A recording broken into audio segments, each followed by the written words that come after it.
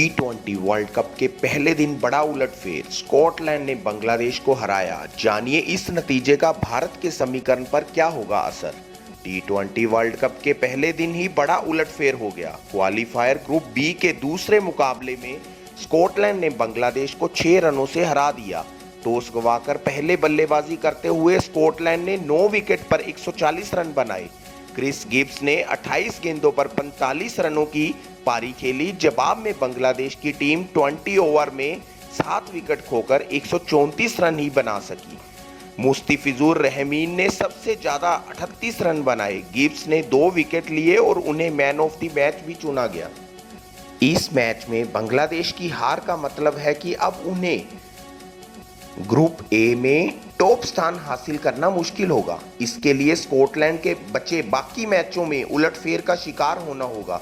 अगर स्कॉटलैंड की team Papua New Guinea और ओमान के खिलाफ मैच जीत लेती है तो वह इस ग्रुप के टॉपर बन जाएगी। इस ग्रुप की टॉपर टीम सुपर 12 में भारत और पाकिस्तान के साथ होगी। इस स्थिति में बांग्लादेश की team Australia, England, south Africa और वेस्ट इंडीज की भागीदारी वाले ग्रुप में जाएगी। यूएई के मैदानों पर इन टीमों का सामना करना भारत और पाकिस्तान जैसी टीमों से खेलने की तुलना में आसान हो सकता है। और आज T20 वर्ल्ड कप का दूसरा दिन और आज भी 2 मैच खेले जाएंगे। क्वालीफायर के ग्रुप ए के तहत पहला मैच आयरलैंड और नीदरलैंड के बीच होगा। यह मैच दोपहर 3:30 पे शुरू होगा। वहीं दूसरा मैच शाम 7 बजे से नाइजीरिया और श्रीलंका के बीच होगा। कश्मीर में बिहार के 2 लोगों की हत्या, आतंकी हमले के बाद गैर कश्मीरियों को आर्मी कैंप में लाने की एडवाइजरी। आईजी ने फेक बताया। जम्मू कश्मीर में आतंकियों ने लगातार दूसरे दिन गैर कश्मीरी लोगों को निशाना बनाया है। रविवार को आतंकियों ने साउथ कश्मीर के कुलग्राम में बिहार के 3 लोगों को गोली मार दी।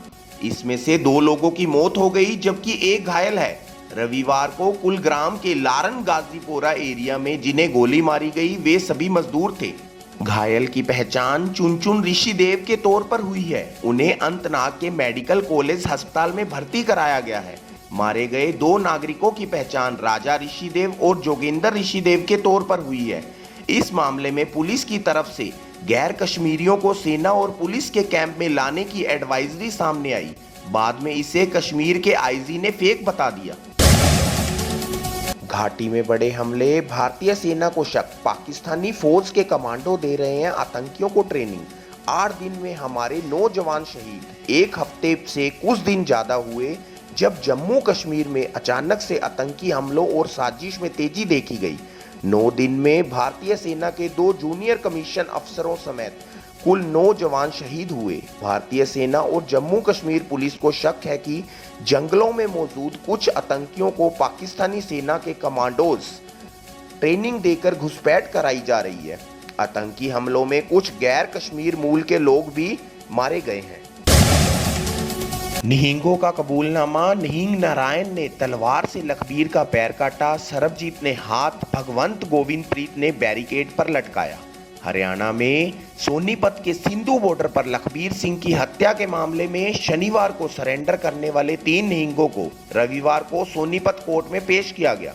इस दौरान निहिंग नारायण ने जज को बताया उसने किस तरह लखबीर को मारा। नारायण सिंह ने जज किमी सिंगला से कहा, मैंने तलवार से लखबीर सिंह की टांग काटी और सरबजीत सिंह ने हाथ का पंजा।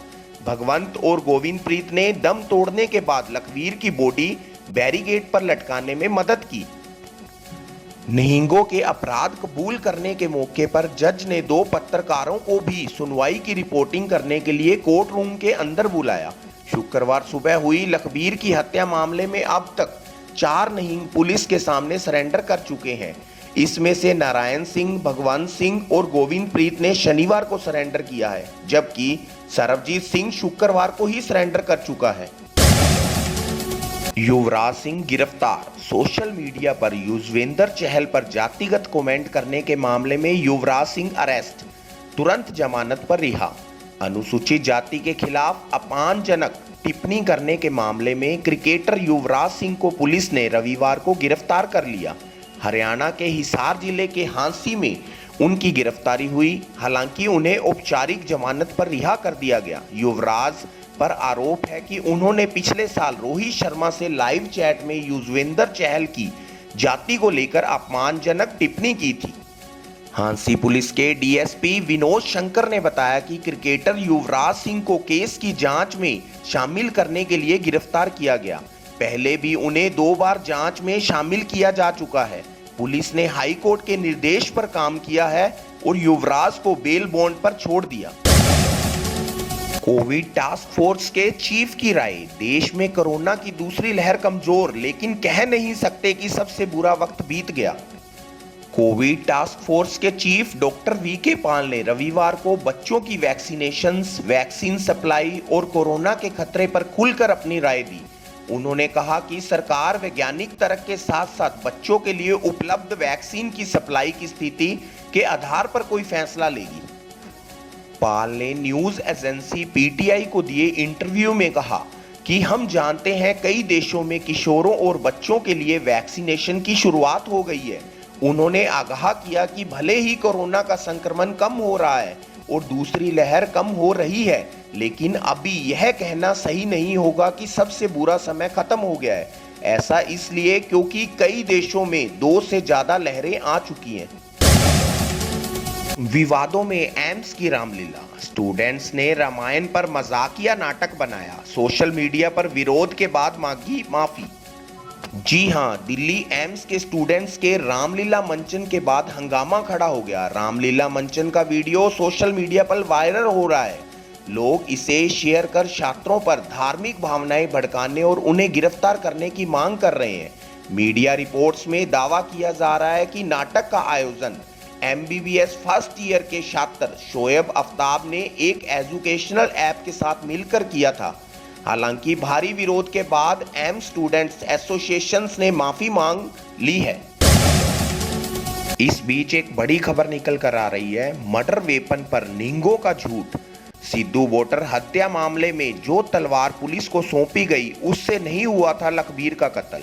सिद्धू बॉर्डर पर 2 दिन पहले हुई लखबीर सिंह की हत्या के केस में सरेंडर करने वाले चारों निहंगों से पुलिस अलग अलग पूछताछ कर रही है। पुलिस के लिए हत्या में इस्तेमाल हथियारों को बरामद करना बड़ी ही चुनौती है। शुक्रवार शाम को सरबजीत सिंह के सरेंडर के दौरान निहंगों ने डेरे में पुलिस को एक तलवार दी गई थी। पुलिस को बताया गया था कि उसी तलवार से लखबीर की हत्या की गई थी। पुलिस और फोरेंसिक टीमों ने जब उस तलवार की जांच की तो स्पष्ट हो गया कि लखबीर को उससे नहीं मारा गया। ऐसे में लखबीर के हाथ पैर काटने समेत शरीर के जिन हथियारों से वार किए गए हैं, उनकी रिकवरी होनी अभी बाकी है। इसके लिए पुलिस की टीम फिर से सिद्धू बॉर्डर पर निहंगों के डेरे में जा सकती है। सोनीपत के CI2 थाने में रोहतक रेंज के IG संदीप खिरवार और सोनीपत के SP जशनदीप सिंह रंधावा खुद चारों निहंगों से सवाल जवाब कर रहे हैं। आज की पॉजिटिव खबर, कॉर्पोरेट लाइफ छोड़कर पहाड़ों में नर्सरी शुरू की, लोगों को रोजगार दिया। अब सालाना 20 से 25 लाख के पौधों की बिक्री। सक्सेसफुल लाइफ के लिए बड़े शहरों की भीड़ में शामिल होना जरूरी नहीं। इसी सोच के साथ देहरादून के सचिन कोठरी 10 साल पहले कॉर्पोरेट लाइफ छोड़कर देहरादून के एक छोटे से गांव में अपने दोस्त के साथ फूलों और सब्जियों की नर्सरी का काम शुरू किया। शुरुआत के 6 महीने तक नर्सरी का काम अच्छा नहीं चला तो दोस्त साथ छोड़कर वापस दिल्ली चला गया और घर वालों ने भी साथ नहीं दिया, लेकिन सचिन ने हार नहीं मानी। आज इसकी नर्सरी में तकरीबन 10 लाख फूलों और सब्जियों के पौधे देश के कई शहरों में भेजे जाते हैं। सचिन अपने सपनों को जीने के साथ साथ कई लोगों को रोजगार भी दे पा रहे हैं। हर साल नर्सरी में 20 से 25 लाख के पौधों की बिक्री की जाती है। सचिन के काम से प्रेरित कई युवा इस बिजनेस मॉडल पर काम कर रहे हैं। आज का जीवन मंत्र, मित्रता में कुसंग नहीं होना चाहिए। किसी से दोस्ती करें तो सोच समझ कर करें। उदाहरण के लिए, जब श्री राम और हनुमान जी की पहली भेंट हुई तो हनुमान जी ने प्रस्ताव रखा, हमारे राजा सुग्रीव से आप मित्रता कर लीजिए। आपकी परेशानी ये है कि सीता जी की जानकारी नहीं मिल रही और सुग्रीव की दिक्कत ये है कि उनका बड़ा भाई बाली उन्हें मारने के लिए खोज रहा है। आप उनकी मदद कर दीजिए, सुग्रीव आपकी मदद कर देंगे। ये प्रस्ताव लेकर हनुमान जी राम लक्ष्मण के साथ सुग्रीव के पास पहुंच गए। उस समय हनुमान जी ने सोचा कि मैं इनकी मैत्री कराता हूं तो इन दोनों के बीच विश्वास के लिए कुछ होना चाहिए। हनुमान जी जानते थे कि श्री राम मैत्री नहीं तोड़ेंगे, लेकिन सुग्रीव कोई गड़बड़ जरूर कर सकते हैं। हनुमान जी ने विचार करने के बाद अग्नि जलाई और अग्नि के साक्ष्य यानी सबूत में दोनों की मैत्री करा दी। हनुमान जी जानते थे कि आग की विशेषता होती है, वह पश्चात नहीं करती है, उसके भीतर जो भी आएगा उसका एक ही परिणाम होगा। तो किसी ऐसे को साक्षी बनाएं जो पक्षपात न करे। मित्रता में धोखा होने की संभावना रहती है, जबकि मित्रता एक जिम्मेदारी होती है। इसके लिए हनुमान जी ने श्री राम और सुग्रीव की मैत्री इस ढंग से करवाई। ये घटना हमें यह सीख दे रही है कि दोस्ती करो तो सोच समझ कर करो, मित्रता में कुसंग न हो, दोस्त एक दूसरे को गलत रास्ते पर न ले जाएं। अग्नि साक्षी का अर्थ है कि एक ऐसा संकल्प करें कि अपने मित्र के जीवन में जब भी कोई संकट आएगा तो आप उसकी मदद जरूर करेंगे।